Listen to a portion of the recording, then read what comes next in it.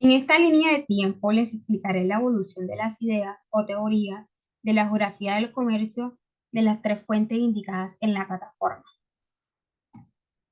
En primer lugar, encontramos la geografía e historia de Colombia en el siglo XVI. Aquí se destaca la influencia de figuras como lo son Francisco Moreno y Escandón, fiscal de la Real Audiencia, lo cual abogó por la educación pública, la difusión de las ciencias naturales y la enseñanza de la geografía como un elemento esencial para comprender el territorio y su riqueza.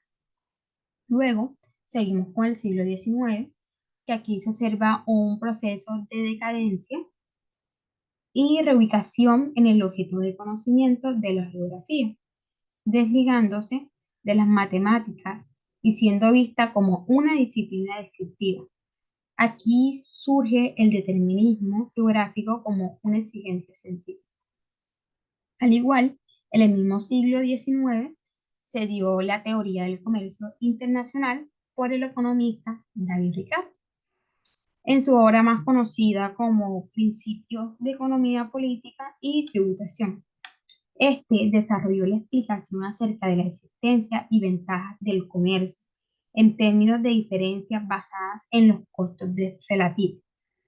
Bueno, la idea básica de este economista indica que si un país es relativamente más eficiente en la producción de un bien determinado, debe especializarse en la producción del mismo para satisfacer la demanda interna y exportar el excedente. Es decir, si los países intercambian mercancía teniendo en cuenta la ventaja de los costos relativos, todos los miembros involucrados en el comercio resultarían beneficiados.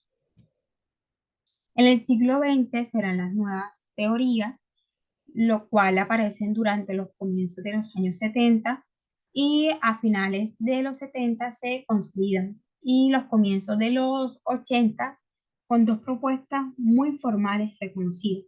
Esas dos propuestas eran de Ely y Berti. Estos proponen que la teoría del comercio, en términos de diferencia en los factores productivos, los países tienden a exportar bienes que requieren una cantidad relativamente grande de un factor de producción abundante en el país y a importar bienes que requieren un factor de producción relativamente escaso. En el 1826 se da la reconstrucción de la economía. Aquí habían inventariado más de 40.000 plantas, lo cual es un aumento muy significativo en el conocimiento botánico y geográfico. En el 1903 se da la Fundación de Sociedad Geográfica de Colombia. Esta buscaba institucionalizarse en la geografía para así reproducir conocimientos útiles, adaptándose a las exigencias de la administración pública y al desarrollo del comercio. Esto es con el fin de reproducir eficazmente a una escala social. Y en el 1933 se da la distribución espacial por Walter, lo cual esta teoría se centra en la distribución espacial de los servicios de bienes de una región. Es decir, esta establece como la importancia de los centros urbanos, su jerarquía en la función de la población y la distancia entre ellos. Entonces, Walter propuso que los servicios y bienes se organicen de manera eficiente alrededor de los centros urbanos, con diferentes niveles de importancia y alcance del mercado. Esta teoría se puede decir que sentó las bases para comprender la localización de las actividades económicas y la estructura espacial de las ciudades y regiones en el contexto de geografía del comercio.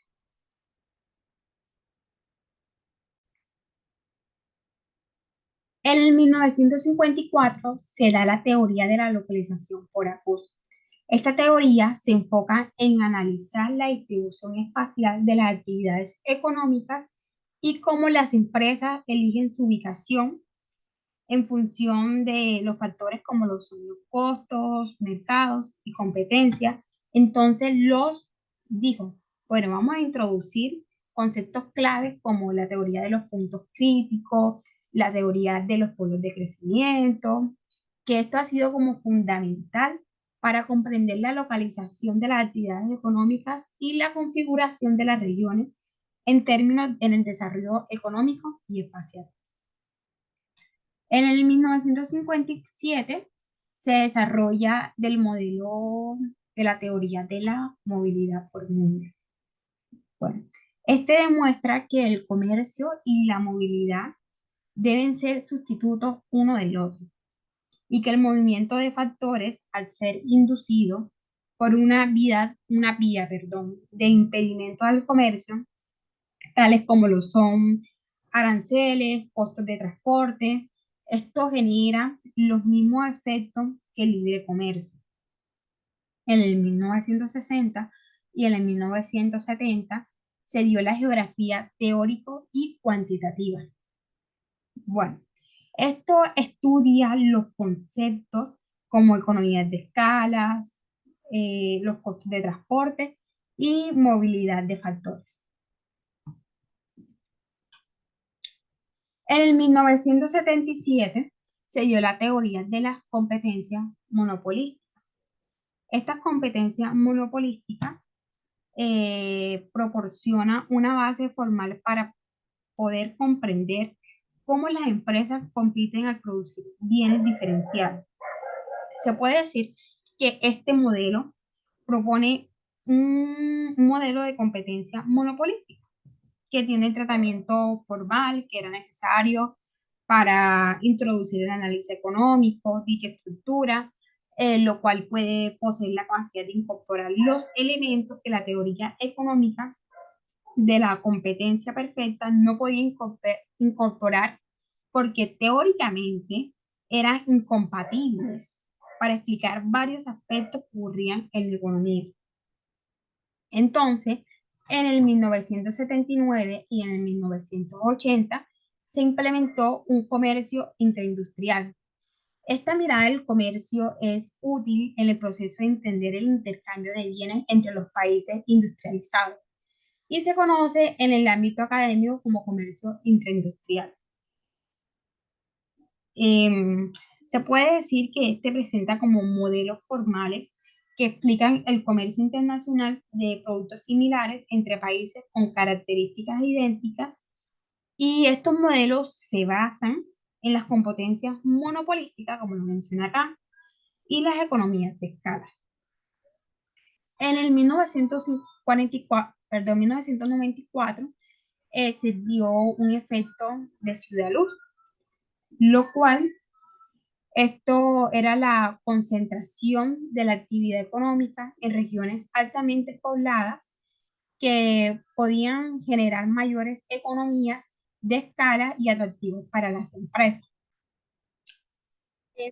También Krugman introduce este efecto de ciudad luz que explica cómo la concentración de la actividad económica en regiones altamente pobladas puede generar mayores economías, como les expliqué, ya que incurren en menores costos de transporte, al tiempo se benefician de las economías de escala como producto de concentración industrial. Se puede decir que es un proceso típico de autofortalecimiento económico en que la migración a una determinada ciudad hace posible mayores economías de escala y esto refuerza el atractivo por dicha área de efecto ciudad. En el 2002 y en el 2009 se da la nueva geografía económica, que ésta se ha integrado en el análisis de localización de la actividad económica. Estos autores destacaron que la nueva geografía económica eh, tenía como un enfoque que se centraba en formalizar modelos que abordaban la dinámica de la actividad económica en el espacio. Esto ha sido fundamental para comprender la concentración espacial de la actividad económica y los factores que influyen en ella. Y en el 2011, pues se dieron unas publicaciones de trabajo relevantes, lo cual reflejaron el interés a la evolución de la nueva geografía económica. Algunos autores eran como Robert, Octaviano, Stopper, entre otros, que estos contribuyeron significativamente al análisis de la localización de la actividad económica. Muchas gracias.